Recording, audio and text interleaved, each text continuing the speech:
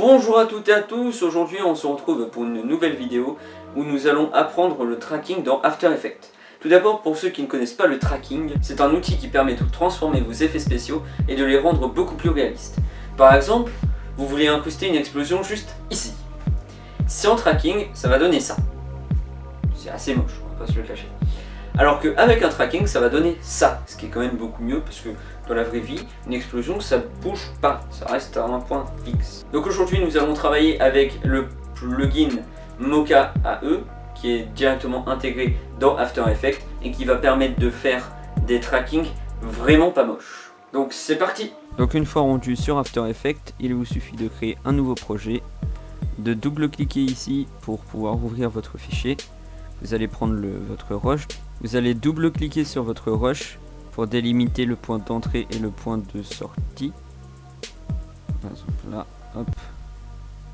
Et là. Ensuite vous allez importer votre objet que vous voulez mettre sur votre décor. Donc ça peut être une explosion comme moi, ou ça peut être d'autres objets, tout simplement. Maintenant on va pouvoir créer notre composition. Soit vous pouvez appuyer ici et créer une nouvelle composition. Donc vous appuyez et OK.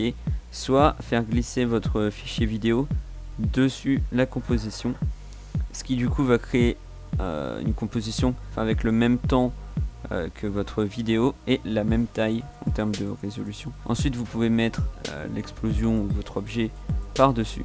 Ensuite s'il y a un fond vert, vous pouvez aller dans Keylight, faut prendre le 1.2, vous le mettez sur votre objet, puis vous sélectionnez la pipette et vous sélectionnez le vert ou le bleu. Donc ensuite on va s'occuper du tracking. Donc, comme je vous l'ai dit, c'est avec Mocha AE. Donc vous allez dans animation et suivi dans Mocha AE. Donc dès que vous arrivez sur Mocha AE, vous avez cette fenêtre qui vous informe sur votre fichier.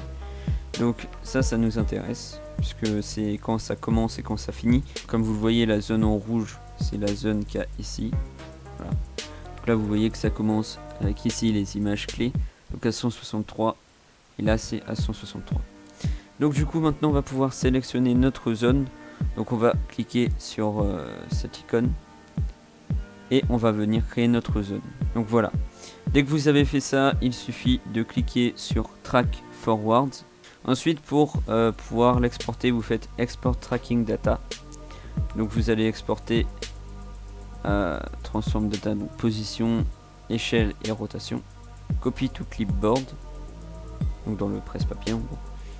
Ensuite vous allez ici et vous allez créer un objet nul. Donc en fait là ça vous met un carré et donc c'est un peu le marqueur. Du coup si vous faites CTRL V, ça va prendre échelle, position et rotation d'ici. Ensuite donc là du coup vous voyez il n'y a rien qui se passe avec l'explosion. Du coup ce qu'on va faire c'est qu'on va déjà placer notre explosion. Et ensuite on va donc relier soit avec cet outil là à nul 1, soit en passant par les cases là, donc nul 1.